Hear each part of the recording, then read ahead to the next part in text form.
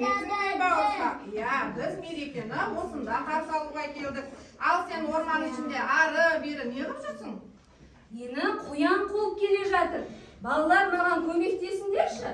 Қояннан тығылуыма. Әй, үлкен деуден қашуға бола ма? Балалар, естеріңде болсын. Аналарың мен әкелерің мен, әжелерің мен аталарыңнан қашуға болмайды. Тәрбиешілерден де қашуға болмайды. Ой, балалар, қоян жақындап қалған секілді. Маған көмектесіңдерші.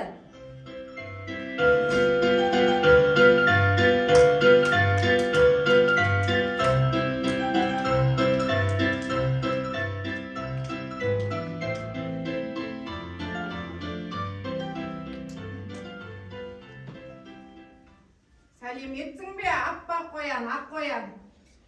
Иә, сендермен амандасқаным жетпей жатыр еді. Менің түскі асым қайда? Түскі ас? Қандай түскі ас? Біле білсем, сен оны үйіңде атасы мен әжесі күтіп отыр ғой. Сен мұндай мінезіңмен кішкентайларға қандай үлгі көрсетесің? Керек десең, сен бізбен амандаспадың да. Әй, ұят емес пе? Біздің міне кішкентай балаларымыздың өзі амандасу не керек екенін біледі.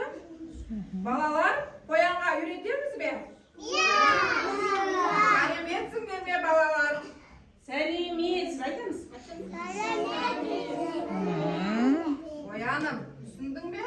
Әлде тағы қайталайық па? Ой, мынандай кішкентай балдар бәрін біліп жатқанда менікі ұят болған екен. Қоян, қарашы, біздің қояндар әдемі би дайындады. Сен олардың биін тамашала. Сосын біз саған сәбіздер сыйлаймыз. Сен бауырсаққа тиіспе.